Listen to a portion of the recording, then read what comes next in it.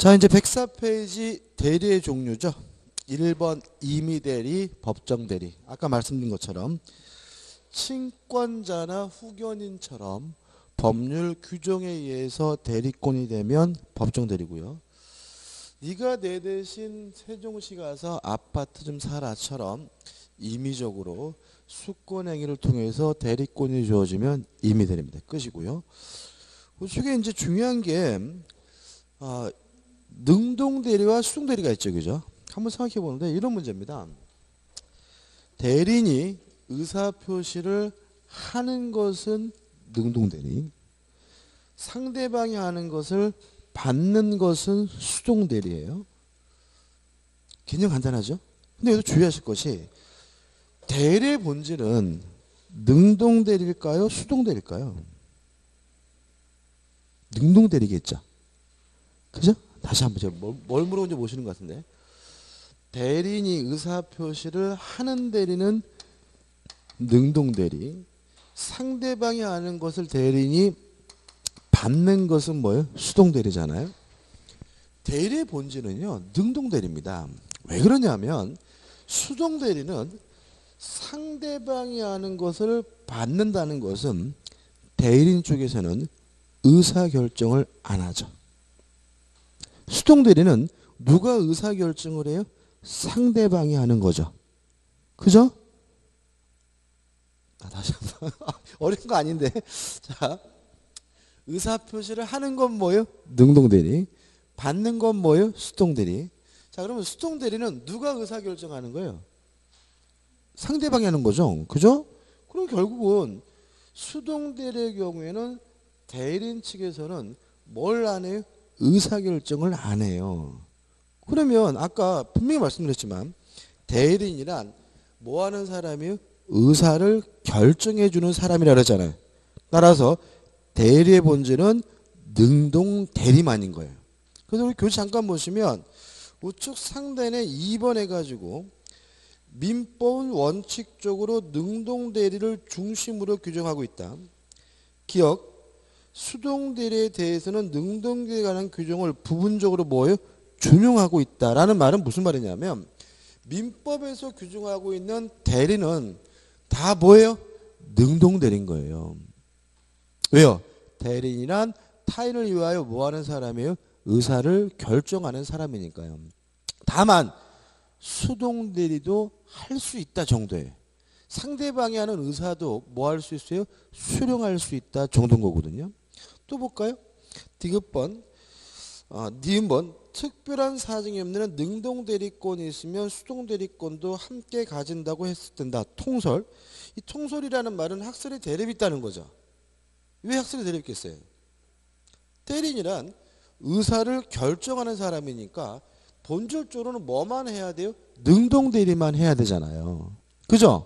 그런데도 뭐 할 수 있어요? 뭐도 한다고요? 수동대리도 할 수 있다는 건 문제가 있는 거 아니냐. 그래서 뭐가 있는 거예요? 학설의 대립이 있는 거예요. 그럼 우리는 어떻게 기억하시냐면 능동대리와 수동대리를 동급으로 이해하시면 안 돼요. 그죠? 다시 말하면 대리는 타인을 위하여 의사를 결정하는 사람이니까 뭐 하는 사람이에요? 능동대리를 하는 사람이에요. 다만 부수적으로 의사표시도 수령할 수도 있다. 이렇게 이해하셔야지 능동대리와 수동대리를 동급으로 또 이해하시면 이것도 뭐죠? 문제가 보실 때 틀리게 되어 있어요. 그죠? 다시 말씀드릴게요. 대리는 타인을 위하여 뭐 하는 사람이죠? 의사를 결정하는 사람이니까 뭐 하는 게 본질입니까? 능동대리가 본질이다. 다만 타인 상대방이 한 의사표시를 뭐 할 수도 있어요? 수령할 수도 있다. 이렇게 좀 기억해 두시고 그 다음에 3번 유권대리와 무권대리. 대리권이 있으면 유권대리, 없으면 뭐예요? 무권대리고. 자세한 건 좀 이따 봐야 되고요. 이렇게 해서 대리의 삼명관계가 나오는데 이런 문제입니다. 이제부터는 등장인물이 반드시 몇 명이에요? 3명이니까 그림을 그리게 되면 삼각형 모양이다. 그래서 뭐예요? 삼명관계라는 말을 쓰는데 아무짝에도 쓸모없는 말이니까 읽어볼 필요도 없는 부분이고요. 넘겨보시면 2번에서 뭐가 나오냐면 대리권이 나와요.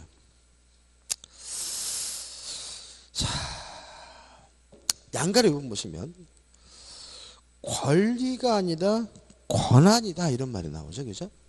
그럼 권리와 권한의 차이점은 뭘까요?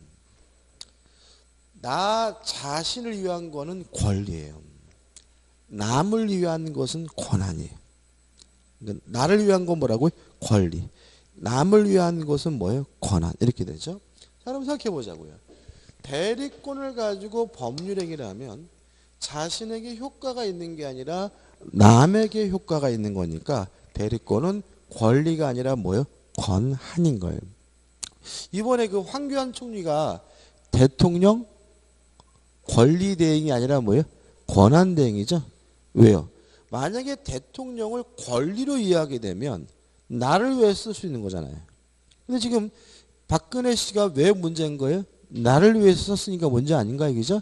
다시 말하면 대통령은 권리가 아니라 뭐예요? 권한인 거죠. 제가 요새 이렇게 TV다 보니까 이 양반이 약간 좀 이상한 인식이 좀 있더라고요. 그 청와대를 내 집 이런 식으로 생각한대요. 그러니까 어렸을 때 자란 집이잖아요. 자란 곳이잖아요. 그러니까 뭐예요? 내가 되찾아야 될 집, 내가 돌아가야 될 집 이런 의식이 좀 있었다 그러더라고요. 그러니까는 그 양반 입장에서는 지금 막 엊그제 어제 뭐 피눈물 흘렸다 그러시는데 그게 뭐 그런 뭐랄까요 후회 뭐 내지는 뭐 사과 이런 눈물이 아니겠죠, 그죠? 억울한 거죠. 아니 내 집에서 내가 사는데 왜 지들이 뭐라 그러고 그죠? 그러니까 그분은 아직도 이 대통령이라는 거를 권한이 아니라 뭐예요? 권리라는 인식이 있는 거죠. 내가 대통령으로서 한 건데 뭘 그러지? 막 이런 식의 생각을 가지고 있는 거죠. 그죠? 그러니까 그 양반은 지금 뭐가 문제냐면 기본적인 자질에 굉장한 문제가 있는 분이죠. 그러니까 청와대도 뭐예요? 내 집. 그죠? 그러니까는 그런 부분이 대통령이 됐다는 게 어떻게 보면 굉장히 뭐죠? 큰 문제고 아무튼 뭐 그 대통령은 뭐가 아닙니까? 권리가 아니라 권한이고 대리권도 뭐예요? 권리가 아니라 뭐죠? 권한이다 이렇게 되는 거죠. 그죠? 그 제가 그러니까 그 박근혜 대통령은 청와대가 언젠가는 내가 되찾아야 될 내 집 이런 생각을 가지고 계셨다고 하더라고요. 그거 보니까 뭐가 떠오르냐면 심어 상관없는데 일본 놈들이 좀 떠올라요. 일본 놈들이 왜 그러냐면 그거 아세요? 일본 애들은 우리한테 사과 안 하죠. 그죠? 근데 그 독일 애들은 사과하죠. 독일 사람, 유럽 사람 사과하잖아요. 그죠? 그 이유가 좀 있어요. 그러니까 우리가 알다시피 역사적으로 그리고 뭐 옛날에 그 다큐멘터리 보면은 뭐 백제 지역에서 뭐 왕족들이 넘어가서 뭐 일본이 되고 뭐 그래가지고 뭐 일본이 뭐 그런 얘기 많이 나오죠. 그죠? 무열왕이 뭐 일본 태어나고 뭐 이런 얘기 많이 보셨나요? 안 보셨어요? 아무튼 간에 그 일본의 그 천황이라 그러나요? 일본 왕은 백제 왕가와 혈연적 연관이 있습니다. 그래가지고 지금 현재 천황이 왕이 나는 백제와 혈연적 연관이 있다는 걸 충분히 알고 있고 인식하고 있다 이런 얘기도 하고 그 뉴스 보도기도 하거든요. 그래서 얘네들은 요 그 한반도에 대한 로망이 좀 있어요. 우리가 만주에 대한 로망이 있는 것처럼 우리는 뭐 당군, 왕금, 고구려 뭐 이래가지고 우리는 완주 지역을 뭐죠? 영유하고 있던 대국이었는데 쪼그라들어서 뭐죠? 한반도에 살고 있다 그죠? 그래서 통일신라를 비판하는 분들은 뭐예요? 만주 지역을 상실했다. 그래서 예를 들어서 우리가 만약 나라가 힘이 세져가지고 중국한테 만주 땅을 뺏었어요. 뺏어가지고 한 30년 있다가 다시 중국한테 뺏겼어요. 그랬을 때 중국한테 사과할까요? 아니죠. 왜요? 우리 조상의 땅이고 우리 민족의 땅이고 어차피 회복해야 될 땅인데 억울하게 뭐죠? 다시 뺏겼다. 이런 인식이 같겠죠? 얘네들도 비슷한 인식이 있어요. 그러니까 이 지역은 한반도 남부 지역은 자기네들이 뭐요? 수복해야 될 땅, 돌아가야 될 땅, 뭐 이런 생각이 있기 때문에 자기들이 그 일제시대 우리를 감정했던 것은 뭐예요? 정당한 거죠. 자기의 그 오랜 민족적 염원이 뭐였어요? 달성된 시기였던 것이지 이것이 돌아와서 뺏겼다 하더라도 결코 뭐 할 마음이 없는 애들이 사과할 마음이 없는 거죠. 이 어떤 상태 아시겠죠? 그러니까 얘네들이 굉장히 무섭습니다. 그 일제시대는 대부분 땅이 일본 놈 땅이었겠죠? 개인 소유권이. 그죠? 근데 이제 그 사람들은 이제 해방이 되면서 쫓겨났잖아요. 쫓겨났는데 보상 없이 쫓겨났겠죠. 그죠? 그러니까 걔네들은 뭐예요? 자기 땅을 강탈당했다는 생각을 해요. 일본 애들이. 그래가지고 이제 그분들이 돌아가시잖아요. 그죠? 돌아가시면서 뭐라 그래요? 내가 한국의 충청도 어디 가면 내 땅이 50만 평이 있는데 그 땅은 그때 내가 한 푼도 벗어놓고 뺏기고 왔다. 네가 나중에 꼭 그 땅 되찾아야 된다라고 유언을 한대요. 그러면 이제 걔네들이 뭐 하는 거죠? 이제 한국에 와가지고 이제 그 땅을 가는 거죠. 가가지고 인증샷 찍고 우리 할아버지 땅, 뭐 돌려받을 땅 이런 식의 사진을 찍고서 올리고 막 그런데 요새. 무섭지 않습니까? 그죠? 그러니까 만약에 이렇게 그 외진데 갑자기 일본선을 나타나면 좀 조심하셔야 되겠죠. 아파트 놓고 우리 땅, 와, 내 아빠고 내 땅이 아파트 들어서네, 뭐 이럴 수도 있는 상황이에요. 그러니까 얘네들은 결코 우리한테 영원히 뭐 할 마음이 없어요? 사과할 마음이 없는 민족인 거죠. 근데 꼭 박근혜 그 양반이 꼭 그런 행동을 하는 것 같아 지금 막. 그러니까 자기가 되찾아야 될 집을 찾아서 내가 살고 있고 내가 대통령으로 당연히 할 일을 했는데 왜 니들은 나를 핍박하느냐, 그죠? 그러니까 어떻게 피눈물이 나시겠죠, 그죠? 근데 그거는 그분에 대한 뭐죠? 기본 자질 문제가 되는 거죠. 근데 아무튼 그러니까 정상적인 생활을 못 하셨죠, 그죠? 어렸을 때 청와대에서 잘하셨고 한 번도 그분이 자기 손으로 돈 번 적도 없으세요? 그잖아요, 그죠? 뭐 어디 직장 생활 월급 받아본 적도 없으시고, 그러니까 경제적으로 어려움을 느껴본 적도 없고요. 얼마나 돈 버는 게 어렵다는 것도 모르시고, 그잖아요, 그 양반은. 정상적인 직장이라는 거 얻어본 적도 없으신 분이니, 그러니까 그 양반은 현대판 뭐인 거예요? 공주인 거죠. 그러니까 그런 분이 대통령이 됐으니 이 나라가 이 모양이 있고 그러지. 그걸 왜 저는 안 찍었어요, 저는 그때. 왜 그 양반을 찍었는지 모르겠어, 진짜. 아유, 진짜 짜증나 죽겠어, 진짜. 아무튼 요새 막 큰일 났죠, 우리나라. 걱정돼 죽겠어요. 솔직히 전에도 말했지만 탄핵소추 헌법재판소 무조건 이념 교체 난다 부정도 없어요, 그죠? 전에 이유도 설명드린 적 있죠, 한번, 그죠? 뭐 뉴스 보니까 뭐 1월 말에 끝날지도 모르고 아유 그 거짓말이에요. 무슨 소리 하는 거예요. 아마 임기 채울 것 같아요. 제가 봤을 때는 현실적으로 지금 탄핵소추 심판 절차는 그렇게 호락호락하지 않고요. 제가 봤을 때는 임기 꽤 채울 것 같은데. 임기 채우는데 문제는 뭐냐면 임기를 거의 채울 것 같은데 채우게 되면 그냥 이게 뭐예요? 그냥 대통령도 아닌 뭐 그런 상태에서 나라가 계속 나락으로 빠질 것 같으니까 문제죠. 그다음에 이제 이 4번에서 대리의 기초적 내부 관계가 나오고요. 설명드릴 겁니다. 그다음에 2번 대리권의 발생 원인 해가지고 하단에 1번 법정 대리권의 발생 원인이 나오는데 이 법정 대리의 발생 원인은 법률 규정이에요. 자체 칸에 나와 있는 내용은 시험 범위가 아니에요. 보실 필요 없고 그냥 우리는 법정 대리권의 발생 원인은 뭐라고요? 법률 규정이다. 구체적인 내용은 뭐가 아니에요? 시험 범위가 아니니까 신경 쓸 필요 없고. 그래서 법정들이 애들이 굉장히 많이 나오잖아요. 우리는 뭘 생각하시면 돼요? 친권자를 생각하시면 되는 거예요. 그냥 여러 가지 필요한 생각하지 마시고. 그다음 우측에 보시면 임의대리권의 발생 원인 해가지고 뭐가 나오냐면 수권행위가 나와요. 좀 까다로운 부분일 수 있는데 좀 설명 좀 드릴게요. 자, 갑이 을에게 이렇게 얘기했어요. 네가 세종시에 가서 아파트 좀 살래? 요거 우리가 수권행위라고 해요.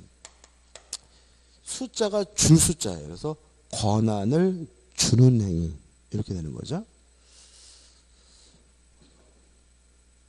의사표시인가요? 네가 내 대신 세종시 가서 아파트 좀 살래? 의사표시예요? 아니에요? 의사표시죠? 갑이 뭘 원해요? 아파트 사기를 원하잖아요. 그러면 수권행위 속에 의사표시가 있으니까 얘는 명백히 뭐인 거예요? 법률행위인 거예요. 근데 법률행위가 두 가지잖아요. 계약도 있고 뭐도 있어요? 단독행위도 있는 거죠. 자, 그럼 생각해 보자고요. 만약에 네가 내 대신 세종시 가서 아파트 좀 살래? 라고 그랬더니 응 알았어 라고 승낙을 해야 비로소 을은 대리인이 되는 거다 라고 이해한다면 수권행위를 뭐로 이해하는 거예요? 계약으로 이해하는 거고요. 그런 거 필요 없다. 갑이 을에게 일방적으로 대리권을 주는 거다. 따라서 을로부터 승낙을 받을 필요가 없다라고 이해하면 뭐예요? 단독행위로 이해하는 거죠. 이해되시나요? 그죠? 이렇게 되는 겁니다. 야, 네가 내 대신 세종시 가서 아파트 좀 살래라고 했더니 을이 싫어 인간아 나 안 할래 라고 했을 때 계약으로 보게 되면 을은 뭐가 아닌 거예요? 대리인이 아닌 거고. 그죠? 승낙을 안 했으니까. 단독행위를 보면 싫어 안 하나요? 그래도 을은 이미 뭐가 된 거예요? 대리인이 된 거다라고 이해가 되겠죠. 그죠? 그죠? 이해되시죠? 아, 여기서부터 이상하면 안 되겠죠? 자, 중요한 게 뭐예요? 계약과 단독행위 차이점. 계약은 뭐라고요? 승낙을 얻어야 성립하는 법률행위가 뭐예요? 계약. 단독행위가 뭐라고요?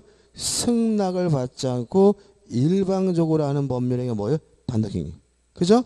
됐죠? 굉장히 중요한 논점이라고 해서 전에도 우리가 다시 한번 수권행위를 계약으로 본다면 얘가 대리인이 되려면 뭐가 필요해요? 승낙이 필요하니까 싫어 나 안 할래 라고 하면 을은 뭐가 아닌 거예요? 대리인이 아닌 거죠. 근데 만약 수권행위를 단독행위로 보면 싫어 안 할래 이래도 얘는 뭐예요? 대리인인 거죠. 왜요? 단독행위는 상대방으로부터 뭘 받을 필요 없어요? 승낙을 받을 필요가 없으니까요. 자, 우리 상식적으로 수권행위를 뭐로 이해하게 돼요? 계약으로 이해하게 되는데 우리 교재 보시면 우측 상단에 이 수권행위의 법적 성질에 대해서 통솔은 상대방이 있는 단독행위로 이해한다 이렇게 나와있죠. 그죠? 지금 107페이지 위에서부터 5번째 줄 다시 한번 4번째 줄 수권행위의 법적 성질 통솔은 상대방이 있는 단독행위로 이해한다 이렇게 나와있잖아요. 그죠? 그러면 수권행위는 뭐가 아니라는 얘기예요? 계약이 아니라는 얘기예요. 수권행위를 하고자 할 때 상대방으로부터 뭘 받을 필요 없다는 얘기예요? 승낙을 받을 필요가 없다는 얘기예요. 그럼 결과적으로 우리 싫어 나 안 할래. 그래도 이미 을은 뭐가 된 거예요? 대리인이 됐다는 얘기예요. 말이 안 되는 거잖아요. 이렇게 말이 안 되게 이해하는 이유를 이해하셔야 되는데 수권행위 이렇게 단독행위로 이해하는 이유는 민법 117조 때문에 그래요. 민법 117조에 어떤 규정이 있냐면 제한 능력자도 대리인이 될 수 있다라고 명문으로 규정을 두고 있어요. 따라서 미성년자도 피한정후견인도 피성년후견인도 뭐가 될 수 있냐면 대리인이 될 수 있어요. 명문으로. 그죠? 생각해 보자고요. 만약에 수권행위를 계약으로 이해해가지고 우리 승낙을 해야 대리인이 된다라고 이해를 하게 되면 결과적으로 제한 능력자는 뭐가 되지 못해요? 대리인이 되지는 못해요. 왜냐하면 제한 능력자는 독자적으로 뭘 못해요? 승낙을 못하니까요. 그래서 우리 학생은 어쩔 수 없이 이 117조 때문에 누구도 대리인이 돼야 되는 거예요? 제한 능력자도 대리인이 되니까 수권행위는 상대방에게 일방적으로 하는 뭐로 이해합니까? 단독행위로 이해한다는 거죠. 이해되시죠? 그죠? 됐죠? 그 다음 이제 그러면 대리권은 일방적으로 주는 건데 아무한테 주느냐? 주는 이유가 있겠죠. 그죠? 예를 들어서 갑과 을이 둘이 친구여서 대리권을 줬다. 그럴 수도 있죠. 친구야, 네가 내 대신 아파트 좀 사라. 그죠? 아니면 갑과 을이 부부여서 대리권을 주는 경우도 있겠죠. 여보, 당신이 내 대신 세종시 가서 아파트 좀 사. 이게 일반적이잖아요. 그죠? 그죠? 아니면 갑이 사장이고 을이 직원이어서 고용관계에서 대리권을 주는 경우도 있을 거고 아니면 갑이 을에게 사모처를 부탁했다 위임을 해서 대리권을 주는 경우도 있을 텐데 이 대리권을 주는 이유를 통칭해서 뭐라 그러냐면 기초적 내부 관계라고 해요. 그래서 좌측에 중간에 4번 대리와 뭐요? 기초적 내부 관계 또 나와 있고 또 우측에 또 나와요. 우측에 중간에 또 4번 해가지고 수권행위와 뭐가 나옵니까? 기초적 내부 관계란 말이 나오는 거예요. 그죠? 자, 그럼 생각해 보자고요. 수권행위와 기초적 내부 관계는 별개의 문제죠. 그죠? 친구라고 당연히 대리권이 있는 건 아니잖아요. 그죠? 따라서 수권행위와 기초적 내부 관계는 별개의 문제다 해서 우측에 중간에 4번 가로에 수권행위의 뭐예요? 독자성이라고 나오는 거죠. 그리고 하단에 보시면 니은번 수권행위의 뭐예요? 독자성까지 나온 거예요. 그죠? 이해되시죠? 그죠? 그죠?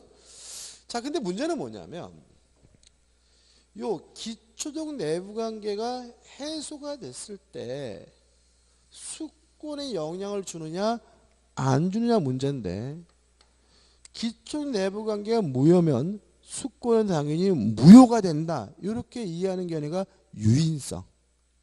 기초적 내부 관계가 무효가 되더라도 수권은 영향 주지 않는다. 단절됐다. 이렇게 이해하는 견해가 뭐예요? 무인성이 되는 거예요. 그래서 우측 하단에 보시면 밑에서 다섯 번째 보시면 수권행위의 뭐예요? 유인성, 무인성 문제가 나오는 거죠. 한 장을 넘겨볼게요. 넘겨보시면 니은번 무인설에 의하면 디귿번 유인설에 의하면 이렇게 나와 있죠. 자, 우리 저자분은 학설을 설명하고만 있고 어떤 학설이 우리 판례 태도인지는 적어놓고 있지 않은데 우리 판례는 뭘 취하냐면 무인설을 취해요. 판례는 뭘 취한다고요? 무인설. 따라서 기초적 내부 관계가 해소가 되더라도 뭐에는 영향을 안 줘요? 수권에 영향 주지 않아요. 우리 판례 뭘 취해요? 무인성을 취해요. 자, 이런 얘기입니다. 갑과 을이 부부예요. 부부여서 여보 당신 내 대신 세종시 가서 아파트 좀 사라고 대리권 줬거든요. 그러고 나서 둘이 이혼했어요. 이혼했을 때 자동으로 대리권이 없어진다 이렇게 이해하는 게 뭐예요? 유인설이고 둘이 이혼했더라 아직 을에게는 대리권이 있다라고 이해하는 게 뭐예요? 무인성인데 우리 판례는 뭘 취한다고요? 무인성을 취한다. 고용이에요. 갑이 을한테 을 과장 당신이 말이야 내 대신 세종시 가서 아파트 좀 사라고 대리권을 줬는데 이 인간이 점심 때 뭘 잘못 처먹었는지 관두겠다라고 사표를 쓰면 자동으로 대리권이 없어진다. 이게 뭐예요? 유인성. 얘가 사표 썼더라도 을의 대리권은 안 없어진다. 이게 뭐예요? 무인성. 이렇게 취하는데 우리 판례 뭘 취한다고요? 무인성을 취해요. 판례를 제가 한 가지 소개시켜 드릴 텐데 그 앞에 있는 판례이기 때문에 들으시면 되는데 자, 이런 문제입니다.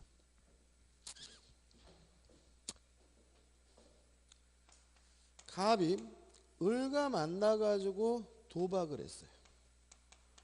도박을 하고 갑이 도박비, 도박 채무를 부담하게 됐어요. 예를 들어서 뭐 1억이다라고 할게요. 안 갚아도 되죠? 반사회적이니까. 현실은 안 그렇죠. 제일 무서운 빚이 뭐예요? 도박빚이라는 얘기죠. 그래서 갑이 고민하다 을한테 이런 거죠. 내가 너한테 줄 현금은 없다. 근데 내가 아파트 한 채를 가지고 있는데 네가 내 대신 아파트를 팔아가지고 그 돈에서 1억 가져가라. 그러면 네가 내 대신 아파트를 팔아가지고 뭘 한 거죠? 수권행위를 한 거죠. 그래서 우리 갑의 대리인으로서 병과 만나가지고 매매 계약을 했을 때 이 매매 계약 효과는 어떻게 되느냐. 또 갑이 병에게 이전 등기를 해줬을 때 병이 적법하게 소유권을 취득할 수 있느냐. 이 문제인 거예요. 한번 생각해 보죠. 지금 갑이 을에게 대리권을 줬습니다. 수권행위를 했어요. 왜요? 도박빚을 갚으려고요. 그러면 기존 내부관계가 뭐예요? 도박 채무를 변제하는 건데 이거는 반사회적에서 어떻게 해요? 무효죠. 근데 만약 우리 판례는 뭘 취해요? 무인성을 취하니까 이게 반사회적에서 무효라 하더라도 수권행위는 뭘 안 줘요? 영향을 안 줘요. 그죠? 영향을 안 준다고요. 따라서 을은 적법한 대리인인 것이고 요 매매계약도 적법하고 뭐요? 유효한 것이니까 병은 등기를 갖췄다면 적법하게 무엇을요? 소유권을 취득한다는 것이 우리 판례 입장입니다. 왜냐하면 기초적 내부관계가 무효, 취소, 해 등으로 해소가 되더라도 뭐에는 영향을 안 줘요? 수권행위에는 영향을 안 준다라는 뭘 취합니까? 무인성을 취하고 있기 때문에 그렇습니다. 6번 수권행위 하자는 수권행위를 누가 한 거죠? 본인이 한 것이니까 본인을 기준으로 결정하고요. 1번 수권행위 철회 효과가 발생하기 전에 할 수 있으니까 임의 대리인이 대리행위를 하기 전에 뭐죠? 할 수가 있고요.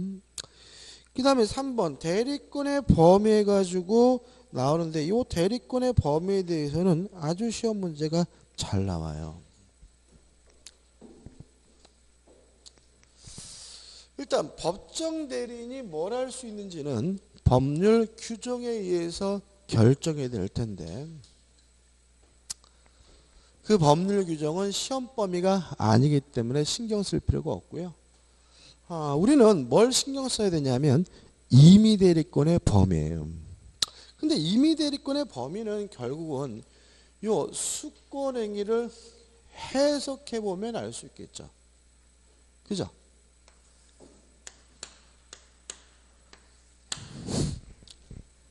땅 사라 그러면 땅 살 수 있는 거죠. 그죠? 집 사라 그랬으면 뭐예요? 집 살 수 있는 거고. 저당권 설정하라 그랬으면 뭐예요? 저당권 설정할 수 있는 거잖아요. 다시 말하면 임의 대리인이 뭘 할 수 있는지는 결국 수권행위 내용을 해석을 하면 그 사람이 뭘 할 수 있는지를 뭐 하게 돼요? 알 수 있게 되는데 문제가 되는 것은 뭐냐면 수권행위를 해석해 봤더니 매도에 관한 수권이 있다라고 해석이 됐을 때 이 사람이 뭘 할 수 있는지를 정리하셔야 돼요. 첫째, 가능한 거. 매매계약 체결할 수가 있습니다. 지금 어떻게 하는지 아시겠죠? 그죠? 자, 지금 임의 대리인이 뭘 할 수 있는지는 수권행위를 해석해보면 알 수 있다. 땅 팔라 그러면 뭐예요? 땅 팔 수 있고 저당권 설정하라 그랬으면 뭐예요? 저당권 설정할 수가 있는데 해석을 해봤더니 매도에 관한 뭐가 있다고요? 수권이 있다는 사실이 확인이 됐어요. 그러면 땅 팔라 그랬다고요. 그죠? 그럼 이 사람이 뭘 할 수 있느냐? 당연히 팔 수 있겠죠. 그죠? 매매계약 체결할 수가 있고요. 그죠? 그잖아요. 두 번째, 매매 대금을 수령하는 것도 가능하다는 거 기억해 두셔야 되고, 세 번째, 대금 지급 기한을 연기해 주는 것도 가능하다는 게 판례 입장이에요. 왜냐하면 대리인은 단순히 남을 위해서 일해주는 사람이 아니라 스스로 뭐하는 사람이에요? 의사를 결정하는 사람이니까요. 따라서 대리인이 스스로 판단했을 때 연기해주는 것이 본인에게 이득이 된다고 생각된다면 연기해주는 것도 뭐예요? 가능한 거예요. 따라서 매도에 관한 수권이 있으면 매매 계약 물론 체결할 수 있고요. 대금을 뭐 할 수도 있어요? 받을 수도 있고 대금 지급 기한도 뭐 할 수 있어요? 연기해 줄 수가 있어요. 그럼 뭘 못하느냐? 불가능한 건데. 첫째, 처분은 못한다. 이게 무슨 말이냐면 매매 계약을 통해서 뭔가를 갖게 됐어요. 근데 그거를 팔아먹으려면 또다시 뭐가 필요한 거예요? 수권이 또 필요한 거예요.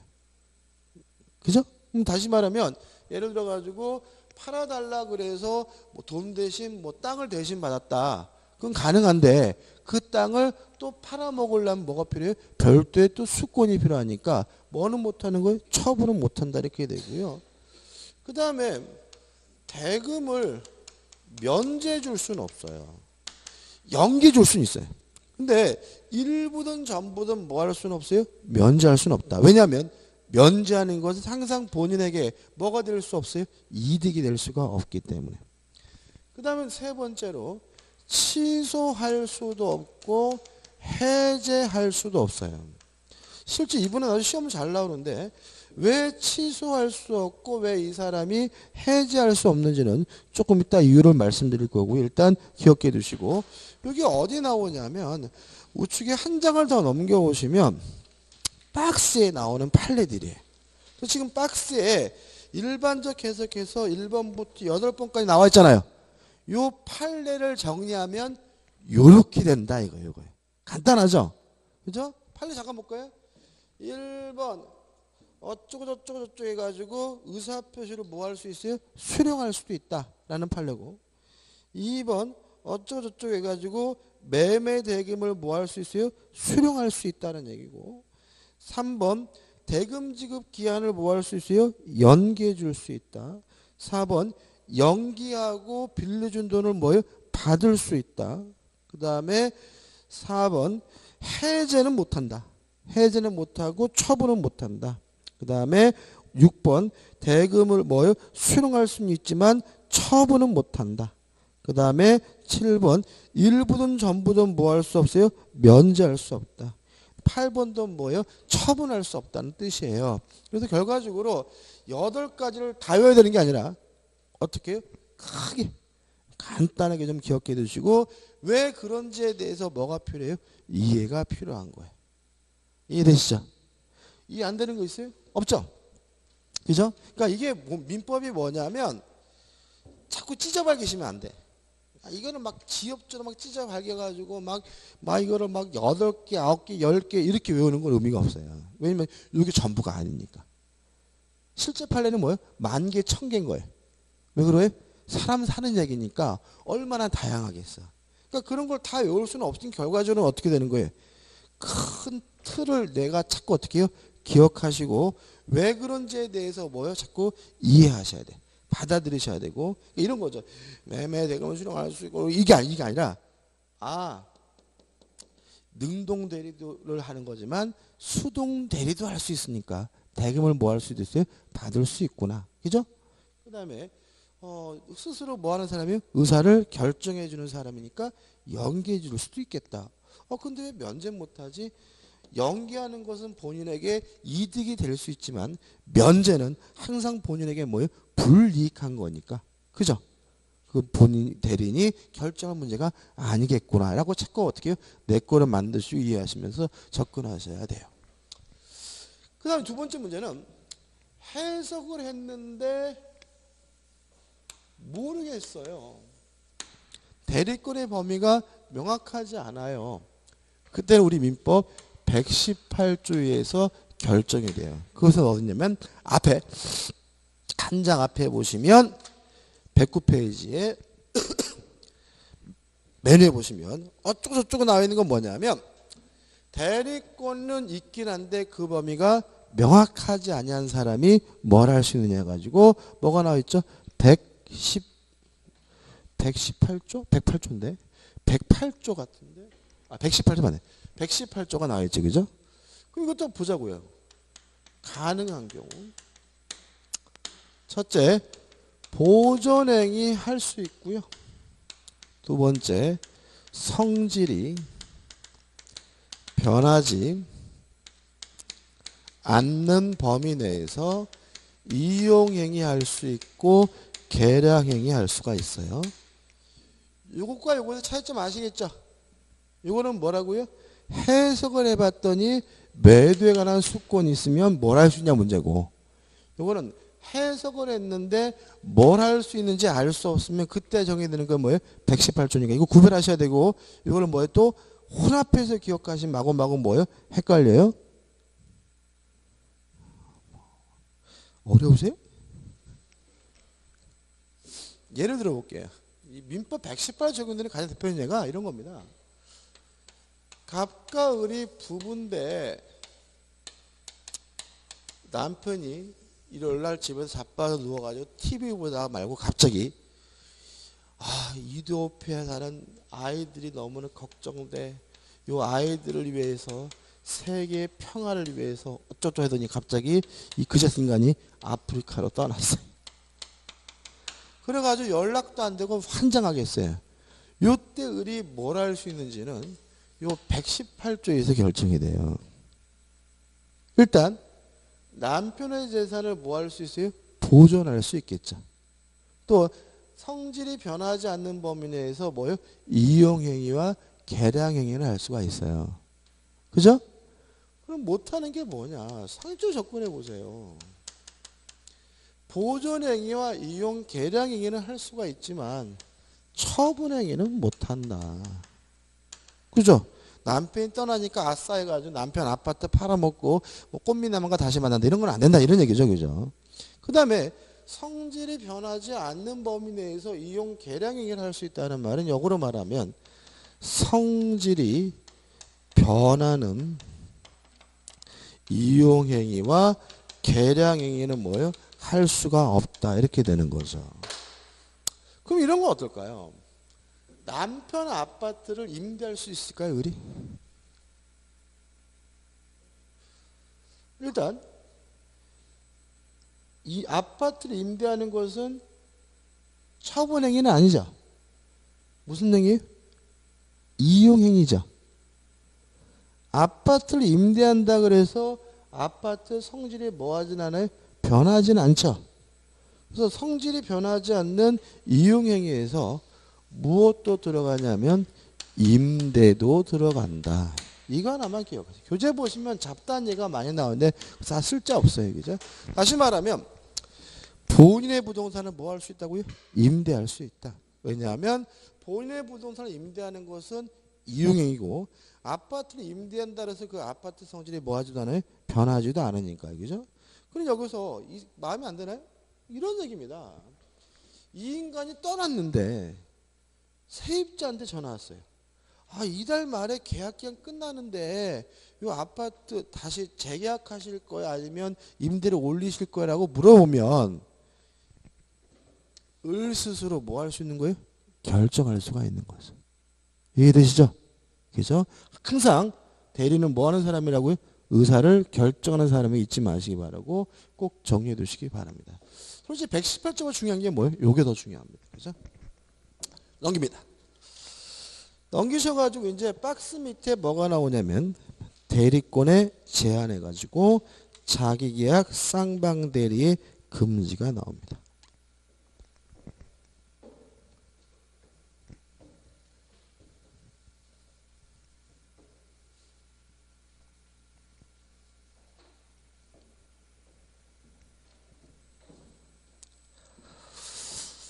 자, 이런 문제입니다. 갑이라는 사람이 A라는 토지를 가지고 있어요. 근데 을한테 네가 내 대신 땅 좀 팔아다오 매도에 관한 수권 권한을 줬어요. 을이 뭐가 돼요? 대리인이고 매도에 관한 수권이 있다면 을은 뭐 할 수 있어요?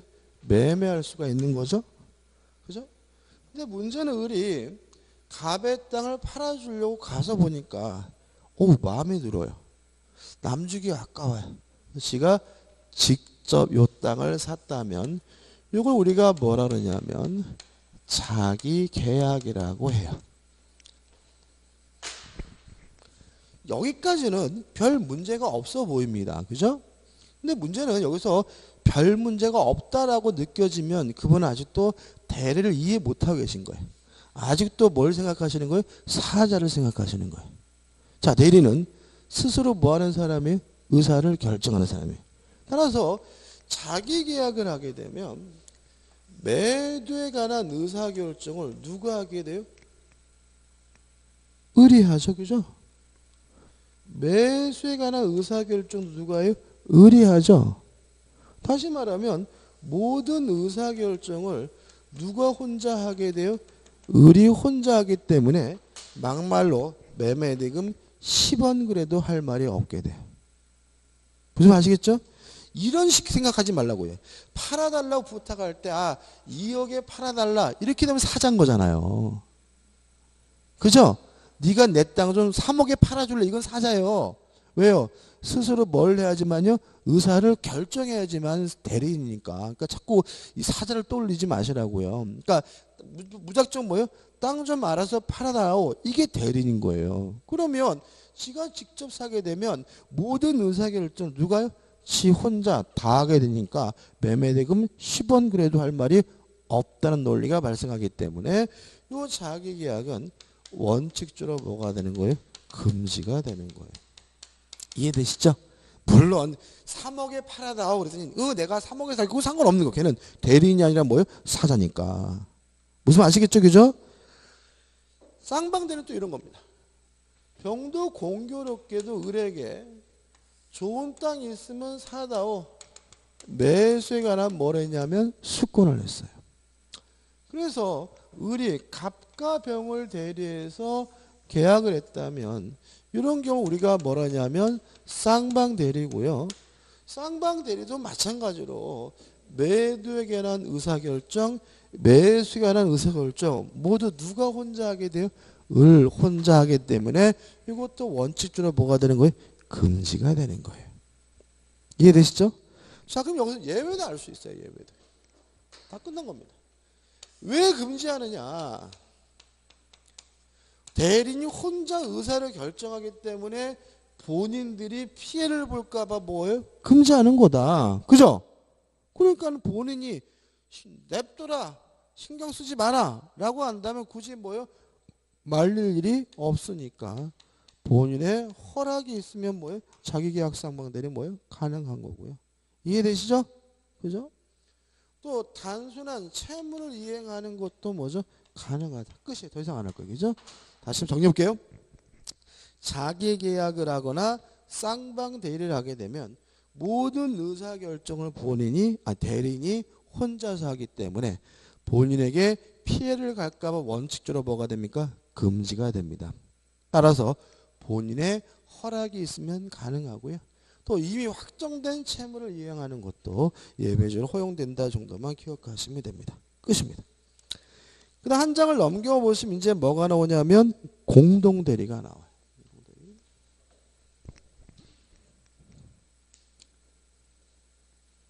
자, 이런 문제입니다. 대리인이 여러 명이 수인이면 원칙이 각자 대리입니다. 원칙이 뭐죠? 각자 대리. 예를 들어서 갑이 을한테 네가 세종시 가서 아파트 좀 사라라고 대리권을 주고요. 병한테도 네가 내 대신 세종시 가서 아파트 좀 사라라고 해서 을도 대리인이고 병도 대리면 각자 대리가 원칙이란 말은 각자 알아서 할 일 하면 되는 거예요. 이게 뭐예요? 원칙이에요. 다만 대리인이 여러 명이고 특별히 공동으로 하라는 제한을 가하게 되면 이게 뭐가 되냐면 공동대리가 돼요. 만약에 갑이 을과 병에게 대리권을 주면서 함께 해라 라고 공동으로 하라는 제한을 가하게 되면 이제는 각자가 하면 안 되고요. 함께 해야 되는 뭐가 돼요? 공동대리가 되고요. 이 경우에 위반해서 한 사람이 하게 되면 무권대리가 되는 거예요. 자, 개념인데 여기서 좀 생각해 보자고요. 뭘 공동으로 해야 되는 거예요? 뭘 공동으로 해야 돼요? 대리는 뭐 하는 사람이죠? 네, 의사 결정만 공동으로 하면 되는 거예요. 뭐만요? 의사 결정. 따라서 을과 병이 갑의 공동 대리인이라면 어떤 아파트를 사고 어느 금액에 구입할 건지 함께 결정했다면 계약서는 아무나 한 사람만 쓰면 돼요. 뭐만 공동으로 하면 돼요? 의사 결정만 공동으로 하면 돼요. 따라서 수동 대리는 굳이 공동으로 할 필요가 없습니다. 수동 대리는 굳이 뭐 할 필요 없다고요? 공동으로 할 필요가 없어요. 왜요? 수동 대리는 대리인이 뭘 안 해요? 의사결정을 안 하니까요. 그죠? 그죠? 그죠? 그죠? 공동들의 가장 대표적인 예는 친권자입니다. 어머니도 친권자고 아버지도 친권자죠. 그죠? 뭘 함께 해야 돼? 의사결정. 공동대리. 따라서 아이가 있는데 아이가 7살이에요. 지금 학교를 보낼까 내년에 학교를 보낼까 고민이에요. 그러면 어머니 아버지가 함께 결정했다면 아이를 학교 데려가는 거는 엄마가 혼자 데려가도 돼요. 뭐만 공동화를 하면 돼요? 의사결정만 공동을 하면 되니까. 이해되시죠? 그죠? 그 과거에 한 몇 년 됐는데 한 7, 8년 된 것 같은데요. 천안에서 어떤 일이 있었냐면 그 요즘도 그러나요? 그 자녀가 많으면 아파트 당 추첨할 때 우선권을 주나요? 지금도? 아이가 많으면? 무주택인가요? 그래서 천안에 어떤 일이 있었냐면 전화 온 거야. 개똥이 엄마 나 이번에 아파트 청약하는데 애가 많으면 우선권 준대거든. 자기 애 좀 나한테 입양해줘. 어떤 상인지 아시겠죠? 그죠? 그랬더니 개똥이 엄마가 진짜 스치라 우리 나서 버려. 알아서 내가 자기한테 우리 아들 입양시켜. 입양을 보내버린 거야. 이거를 입양을. 그 청약순위 높여준다고. 진짜 지 새끼를. 그래가지고 막 뉴스에서 막 나와가지고 막 그게 이제 그 남편에 대한 범죄처럼 막 나왔는데 뭐가 문제인 거예요? 그 아줌마가 뭐가 문제인 거예요? 그죠? 친권자는 뭐예요? 공동대리니까 아이를 입양 보낼지 안 보낼지 부부가 뭐예요? 함께 결정해야 되는 거죠. 근데 엄마 혼자 결정해서 그 아이를 입양을 보냈다면 공동대리 제한을 뭐예요? 위반한 것이니까 그 위반 행위는 뭐예요? 무권대리인 거예요. 따라서 남편이 추인하지 않는 한 그 입양은 뭐예요? 무효이기 때문에 가족관계 등록부에서 그 내용은 뭐가 돼요? 삭제돼야 되는 겁니다. 그죠? 근데 문제는 뭐냐면 이게 원래 공적 문서에서 삭제가 되면 화이트로 지우는 게 아니라 주말이라서 이렇게 금긋죠. 이렇게 흔적이 남아요. 영원히. 그러니까 나중에 이제 얘가 결혼하려고 이렇게 가족관계 등록부터 왔더니 우리 남친이 뭐예요? 입양 갔다가 돌아왔어. 막 이러면 오빠 진짜 친아들 맞아. 막 이런 거잖아. 교수님 상황이. 그때 거기서 우리 엄마가 말이 세상에 막 이렇게 얘기한다고 믿어줄 사람이 있겠어요. 아무튼 참 웃긴데 아무튼 공동대리 가진 대표님이 뭐죠? 친권자입니다. 이 정도만 기억하시면 되고 우측 하단에 보시면 우측 중간에 보시면 5번에서 뭐가 나오냐면 대리권 남용이 나오는데 좀 쉬었다가 보도록 하겠습니다.